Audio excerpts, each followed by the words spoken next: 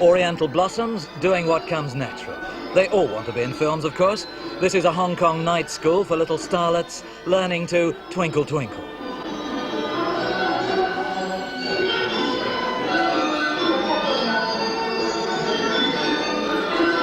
Doe-eyed, demure products of a delicate porcelain, kowtowing world, docile and meek.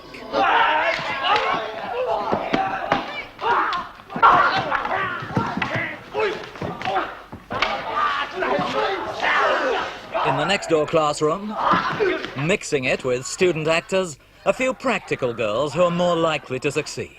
For Asian impact today, every fragile flower's got to know how to fight.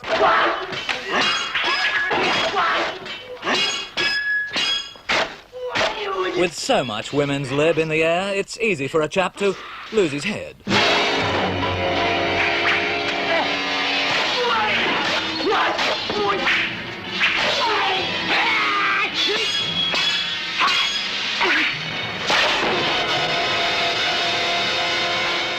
Another Chinese who's light on his feet and gets ahead, the last of the multi-millionaire movie moguls, Run Shaw.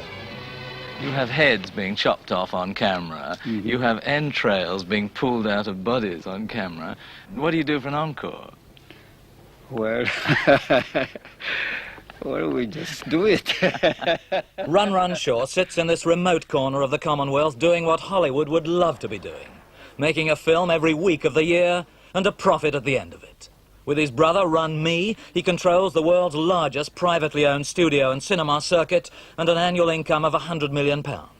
Studios around the world decline and close, but last year his assembly line produced 52 ferocious films. People always want more. And when we first started these short play films, we have no blood. And people say it's not exciting enough. We're putting more blood. And then the audience wants more, we put more blood.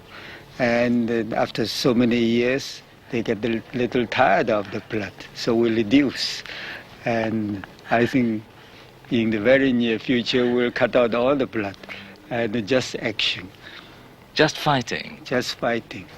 See, I've never seen such fights, and they go on almost interminably, don't they? Don't the audiences ever get tired of this? I mean, they know the outcome. Obviously, the man in black is going to win, and the men in white are going to be dead.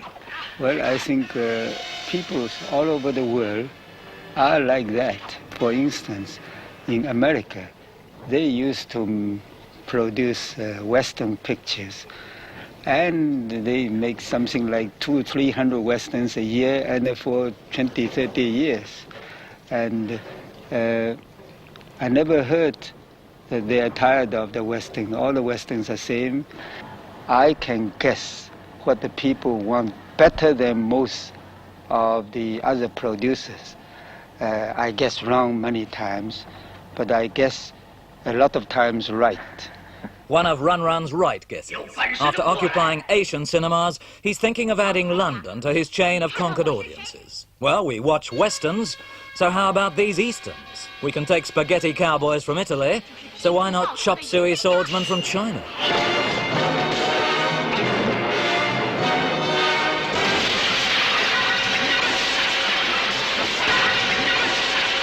Shaw's takings are also going through the roof. This is where he produces blood, sweat and profits. His Asian Hollywood ignores television and does phenomenally well out of that disappearing product, cinema audiences. Figuring how much he earns from this film factory is like trying to follow one of his movie plots. But Shaw shockers earn double their production costs before leaving Hong Kong on their way to Chinese audiences around Southeast Asia, while reticent Run backs into public gaze. Shaw's movie town covers 70 acres around the Shaw House executive block, with 10 vast studios and 15 lots where they film in Shaw scope, to be seen in Shaw's 141 theatres. Inside his guarded movie town, 1,000 employees are today making 27 films. Average production time, 3 months. Shaw's silly sagas do have a certain sameness. Despite titivation by elderly lady labourers, audiences recognise the same old sets used again and again. And since Hong Kong's such a tiny, crowded colony, there are few outside locations. But for The Water Margin, Shaw's most expensive swordplay so far, with a budget of £200,000 and 80 shooting days, the company's ventured out to the new territories for a couple of weeks, bringing lots of stars and 400 extras. Some of the magic goes forever when flighty Eastern heroines turn out to be little stunt men in wigs.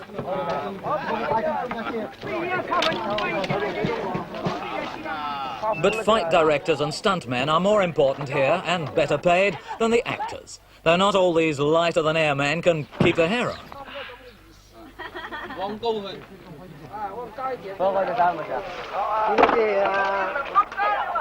Rehearsing the violence that's required every other minute in Run Run's merciless movies. One of the heroes throws a sword,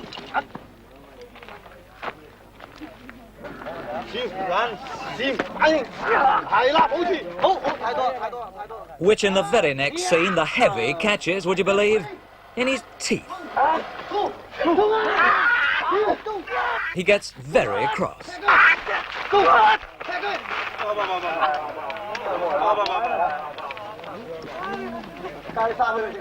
From Run Run, Chinese audiences get no politics, not much sex, but an endless bloodbath of historical violence. A Western cowboy can kill a man with one clean bullet, but all these Eastern swordsmen require lots of gory slashes. So if there's one thing they use more than wigs, trampolines and wooden swords, it's artificial blood. Bought by the barrel from Japan and distributed lavishly.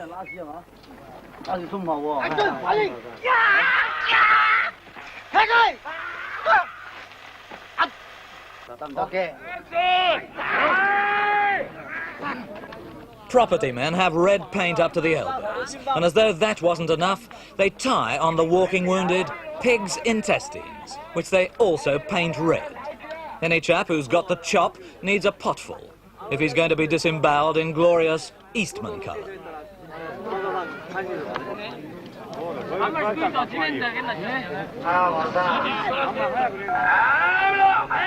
And if you're disemboweled often enough, you can get tired of the whole bloody business. The most important department in movie town, the dubbing theatre, where to a playback of mute action on film they record the clashing swords, the grunts and groans, the savage sounds you don't hear every day, like heads coming off.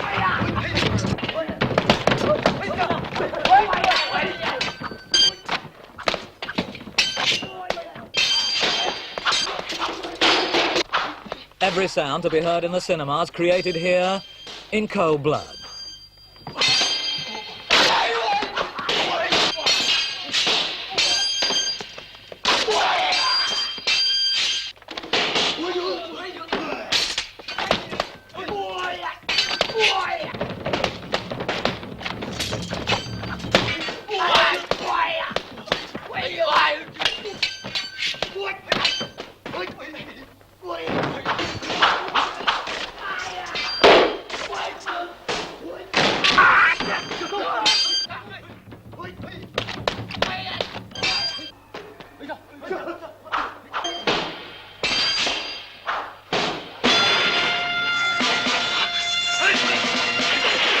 Film dialogues recorded in Mandarin.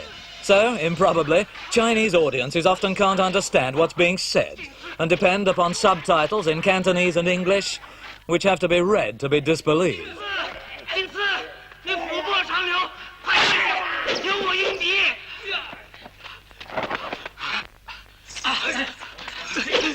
In movie town, a good groaner is never out of a job. Born in Shanghai, Run Run's the prototype of the wily Oriental gentleman. Polite, smiling, inhospitable, usually inscrutable and aloof. Since he arrived in Hong Kong in 1961 to create his studio, he's never stopped running. I couldn't get any land. Hong Kong is so short of land. And then I went to the government. The government said, yes, if you want land, you see, those are the lands. It's like this. Yeah. It's exactly like this. Yeah. And so I say, all right, let's have one. One what? Yes, one of this. One mountain. Mountain. Yes. And so we took one mountain, and then we took 60 feet top of the mountain to make these flat pieces here. You chop the top off? Yes. Yes. And then we started to build a good studio. It was quite a gamble. We made two first films, cost us 5 million Hong Kong dollars, which is about 300,000 pounds, I think. And to our satisfaction, people came to the theater and feel happy to see the Chinese movie. And then we started to put on more stages and more of everything. Of course, when we first started, we were so short of technicians. Well, Chinese, they are hardworking, they're intelligent, and in no time, they learn all the tricks. This gave us a lot of confidence that quality movie will pay. You talk about quality films, but of course, by any other standards, your films are incredibly economic, are they not? They're very cheaply produced. Not cheaply produced, because the labor here, compared with your part of the world, is much cheaper. If you look around our studio, you see our settings are very expensively built. The same setting, if it is built in the studios in your country, then it may cost 10, 20, or 50 times, I don't know. Your films have often been criticized as bloodthirsty potboilers. The formula so far has been no sex, but lots of blood and sadism. Now, is this a Chinese appreciation of entertainment? Chinese, I think that the youngsters all over the world, they like sex. And the Chinese cannot be exceptions. But being in this part of the world, we have certain restrictions. Your audience would be shocked by sex. Yes. But they're not shocked by an entrails being pulled out. I agree. I think that is the feeling, at least I know. So it's strange that cinema audiences are falling off everywhere in the world, except, it seems, for your films here in this part of the world. Well, I think in your country, I'm just making comparison. You have so many things to do. You can drive out, you can have water skiing, plenty of concerts, dancing halls to go, while in this part of the world there are less places to go. And the only place that they can get entertained is the cinemas. What about good old television? Well, for Hong Kong, the accommodations are so expensive. People cannot afford to have big rooms for their accommodation, and television occupies quite space in the room. So they have not enough space to put in their television set. People go to the cinemas. They either want to get excited or to be amused. So there you are. We have to give some kind of excitement.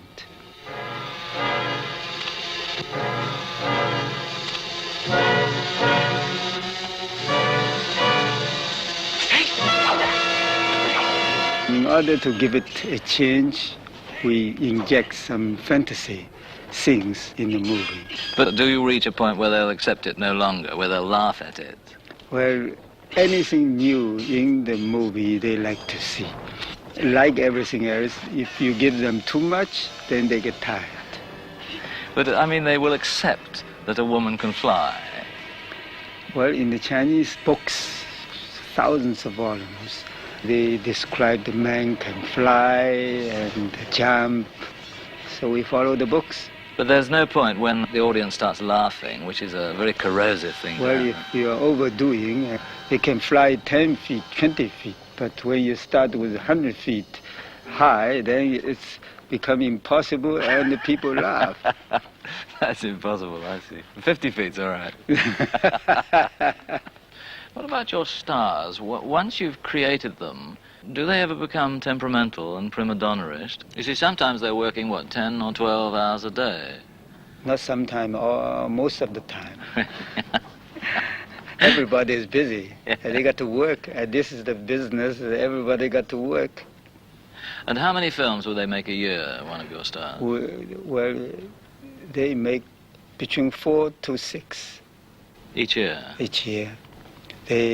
Sometimes they make 3 films at the same time, and to do 2 shifts, day and a night.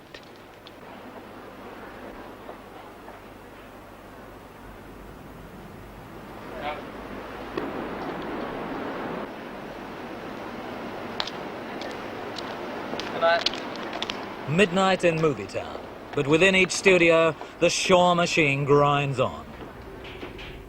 Sunlight floods this romanticized setting of old China as the night shift takes over.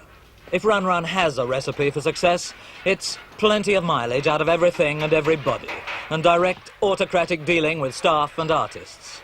No unions or agents intervene, and there's no special treatment for stars. Leading actors get no chairs with their names on the backs, and should they be late on set, they're sacked. There are no strong unions to insist that several men do one man's job, and at night only performers get a lie down.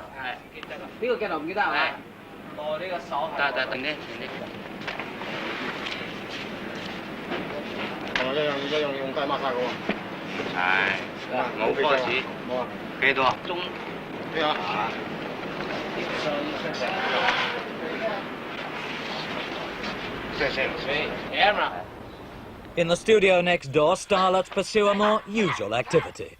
The difficult bits performed, of course, by those creepy little stunt men in wigs, doubling for the actresses.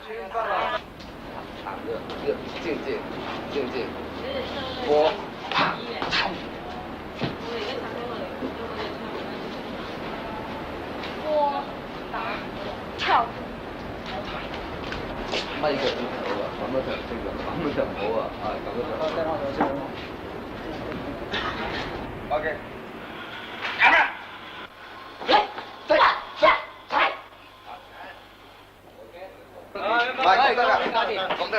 咁閃啊嘛！前啲啦，企前啲啦。嗱，佢哋太過短啦。大姐，你係咪要快？1、2、3。咪得啦，木箱啊！我揾繩，揾繩我控制。人哋唔識撐噶嘛，你估我嚟嘅咩？哦，零四啊，你木箱啦。屌，呢度幾個人攔住噶嘛？頂住啊！得啦，上雲得。好啦，得一個。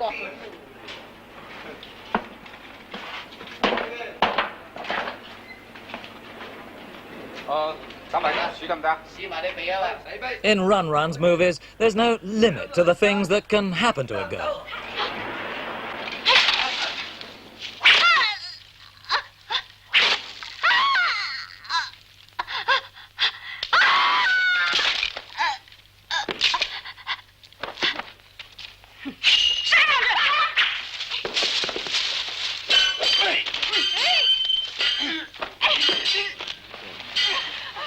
Have you ever had to fire one of your stars? Of course, there are no good ones, so we have to replace those no good ones with good ones. Ones that weren't satisfactory in their acting ability. And what about other reasons for being fired? Oh yes, of course. We want them to live normally. If tomorrow there's a shooting day, we want them to go to bed a little earlier, so that they can work better. If they go out to a nightclub and stay late, next morning they come back to work, they were a little red in the eyes, the color films exaggerates, and the little red become very red. So we have to warn them not to do it, and if they don't want to listen, then we change them.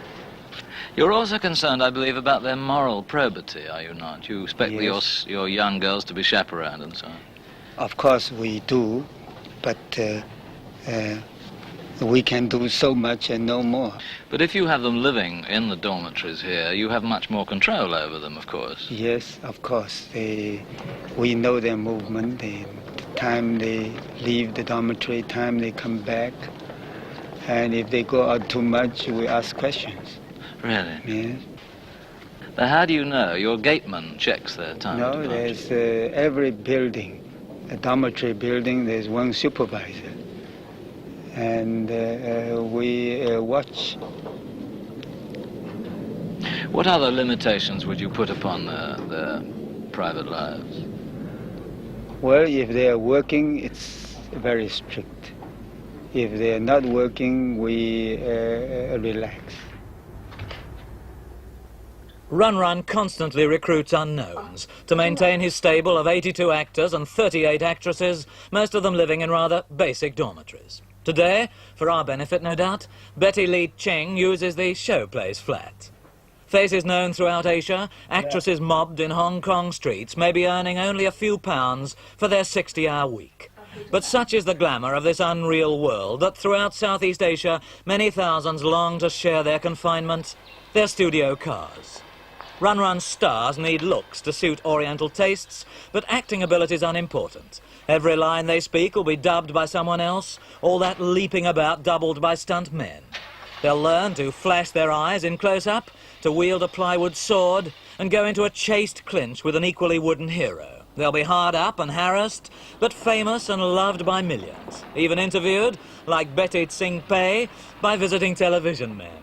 There's only a lightweight pot of gold at the end of Run Run's rainbow. It's just about every girl's ambition to be a film star, which is what you were. How did it happen? I was a student at the time, and I work for film and to be an actress, just part-time job. And then after I worked for Central Motion Movie Company 1 year, and then I got a contract with Shaw Brothers.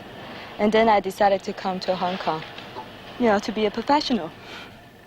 Did you go to acting school? Did you have to learn how to act? You didn't? It just came naturally? I think so. Mr. Shaw was telling me that he's pretty severe with his starlets. He doesn't like them to keep late hours because their eyes get red. Well... You haven't done any of these sword fighting movies that No. all the other girls do. Yeah. Why not? Can't you fight like any other girl? Well, yes, I can. I can do this in modern film, but the company think the soul fighting film doesn't suit me, and I don't like myself. So I do a most comedy musical film.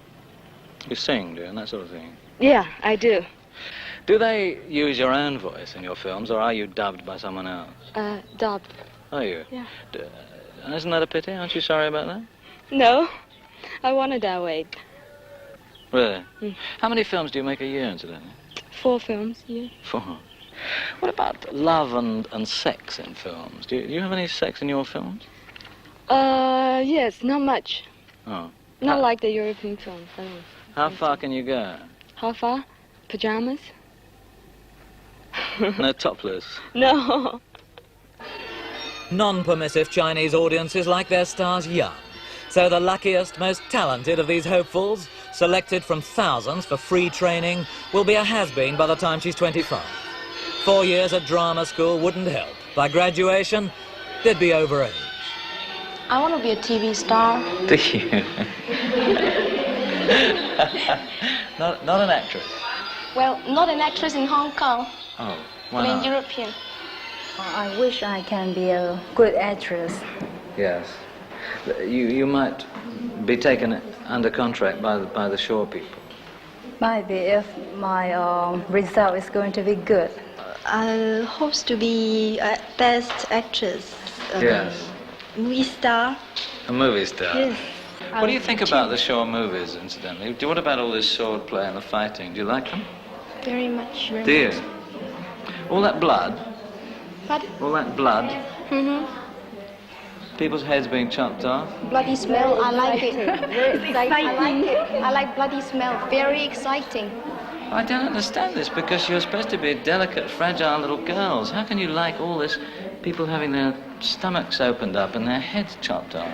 I don't know. It gives us excitement. Does it? Does it excite you, Monica? Yes, very much. I'm a bit disappointed in you lot. Come through here. Do you like all this blood and thunder? No, I don't like it. You don't? It makes me feel Sick? sick, yes. Me too. Most popular Chinese actor today is an ex-stuntman, a sort of Oriental swordsman James Bond, created by and contracted to Run Run. David Chang. I can say we don't got lots of money, but we earn enough. And even not a lot of money, but we enjoy the work. Yes. If I said you got around £1,000 a picture, might that be fair? Would that be accurate? Well, I think so. About £1,000 a picture? Around £1,000 a picture. How many pictures would you do a year? Around 4 to 5 or 6. I see. So the very top star then would get £5,000 a year for the kind of audience that you attract. I mean, you've got a tremendous following. That doesn't seem a lot of money to me. How many hours do you do a day normally? Around 10 hours. 10 hours. And how many days a week? Well, let's take 330 days a year. Around. Yeah. Last year, I counted already. Last year, I make 330 days a year. Now, some of the actors I see work at night as well. They have a second shift. Yeah. Sometimes they make two different pictures in a day. They have to make 20 hours. They only take 4 hours left, and then work again. Wouldn't you rather have a nice, safe job in an office? I don't think so. When you became an actor, what did you find was the most difficult thing? Well, you know, before I was a stuntman, I just to be was killed so many times, and change when I'm an actor. The most different thing is I kill a lot. Instead of being killed, you're killing other people. Yes, except being killed. Yeah, I kill a lot of people. Which is best? Well, I think being killed is bad. Being killed? Yeah, because last year I've been killed around 5 to 6 times. Every time I got $2, lucky money. $2 Hong Kong, lucky money. That's why I like to be killed. Now, what about your brother, Paul? Yes. Are you a hero or a villain? Hero. You're a hero too, Yes. so you win as well. Yes. But not all the time, you know, but we usually win, you know, but well, sometimes we lose and we got killed at the end of the picture. Oh, you got killed? Well, sometimes, yes. Well, I've never seen that one, because in the movies I see, the heroes don't even lose a single battle. I mean, you have about 30 people fighting you, and you handle them very easily. You see, you have so much blood and guts in it, don't you? Everybody's bleeding, the entrails are coming out, and their heads are coming off, and they're being chopped up.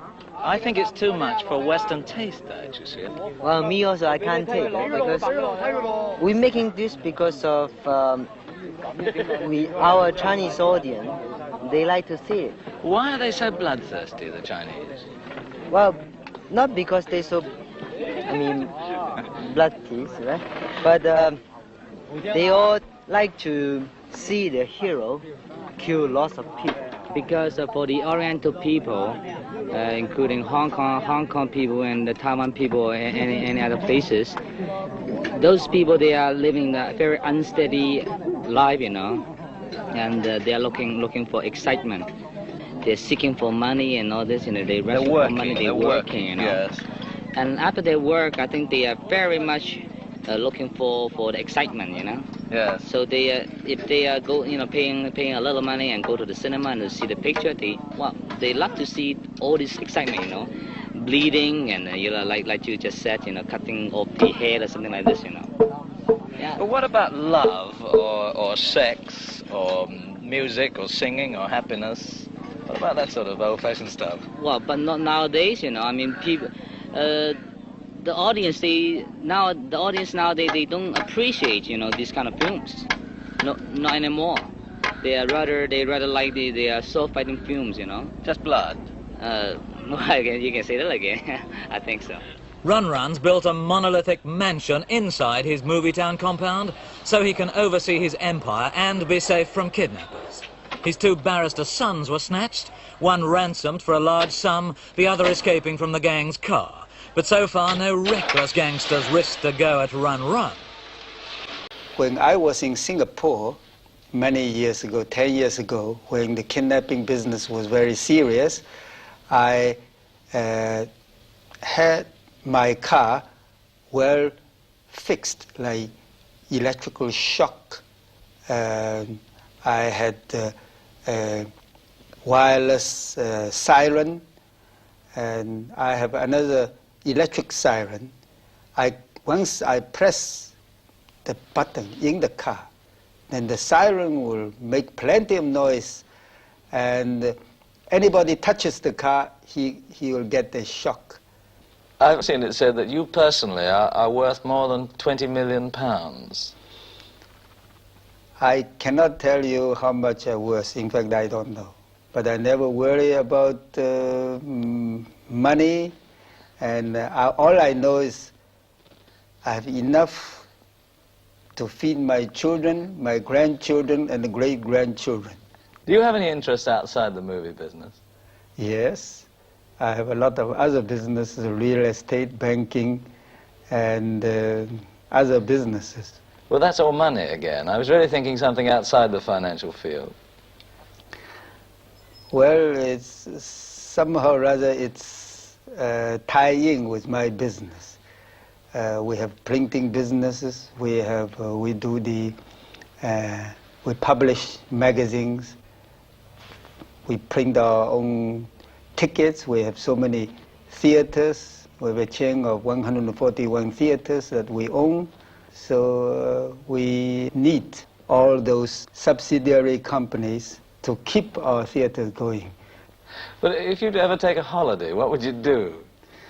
Well, I enjoyed 1 or 2 days, and after 1 or 2 days I felt miserable. I want to come back and do something. You want to be back in the mill again? Well, it is always a pleasure to work.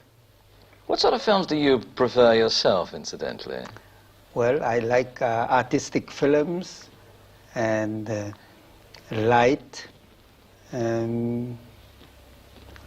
but my liking is not all is to it. What the people want, that's what I'm trying to do. So we follow the trend. If they like action pictures, we make all action pictures. But we want to be prepared. So we make pilot films, a comedy, a drama, a James Bond type of modern action pictures, and so forth. And those pictures, sometimes the public never want. That went wrong. The experiments are wrong. Yes. But when we make the films that the public want, cannot go wrong. Talking about the films that don't go down too well, the critics aren't always very pleased with your films, and I see that this weekend there's been a review of your latest Vengeance of a Snowbird that's showing at 12 cinemas here in Hong Kong, and the critics said it's the silliest film released in many years. Well, I don't think the public go to a movie after they read the critics. You've abolished, or at least you've downgraded, the star system. You don't have anything like a private dressing room for your stars.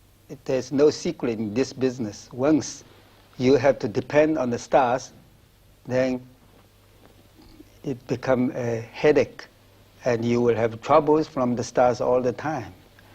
And so we plan in such a way that we don't depend on stars too much. And after all, the trend today is that the picture that is what one is wanted, not the star. If a big star in a poor picture, it will not sell ticket. And if a good picture without star, it will do good business just the same. I don't like to have some special treatment for a special star. After all, everybody is working the same way. Why should we treat one better than the others? But you want to keep them humble. Well, I think this is usually the Chinese way. We are humble race. Please, is it? Hello. Hey. Hey. this powerful member of that humble race plans to invade Western cinemas with his hundreds of Easterns, which are not all Chinese junk. They're stylized, technically good, and, as you've seen, full of fight. One day, maybe your people begin to like to see Chinese swordplay films. Then we have another few 100 million people. That's true, yes.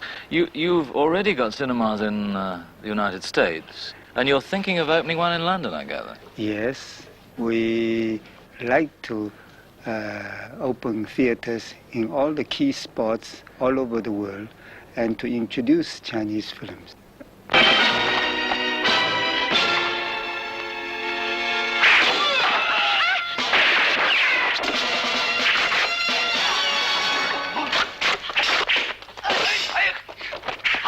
The point is, do you think you're ready for Run-Run's movies? Bear in mind, this is one of the gentle ones. "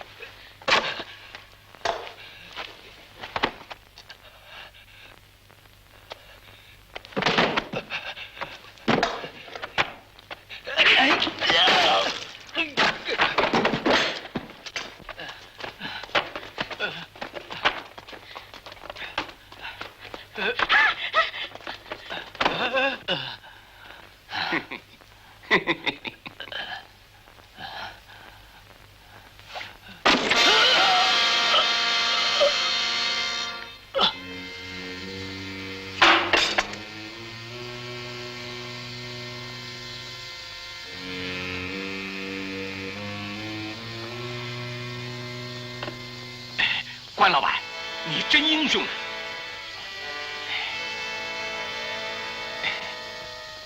啊，关老板，你也受伤了，快扶关老板去养伤。是。